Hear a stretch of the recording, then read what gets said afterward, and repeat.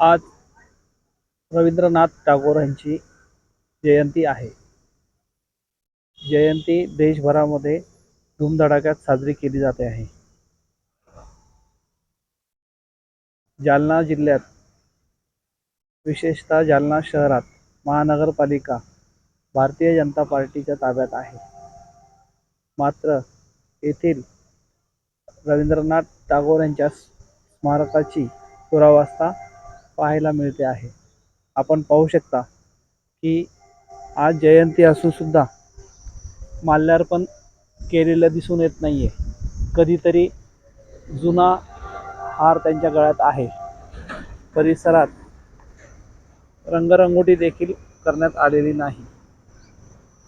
त्याचप्रमाणे या ठिकाणी आपण पाहू शकता की अतिशय भग्नावस्था झालेली दिसून येते आहे.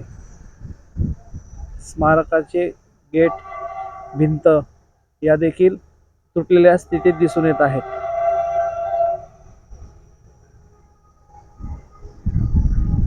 नुकताच बंगालमध्ये विधानसभेचा निकाल लागला.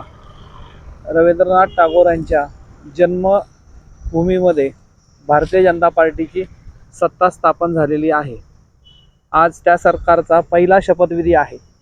असं असताना जालना शहर महानगरपालिकेत भाजपची एक हाती सत्ता असून देखील रवींद्रनाथ टागोर यांच्या स्मृतीस्थळाला कुठल्याही प्रकारची रंगरंगोटी करण्यात आलेली नाही.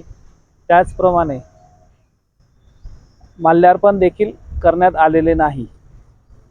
या अवस्थेला जबाबदार कोण असा प्रश्न सर्वांना पडला आहे.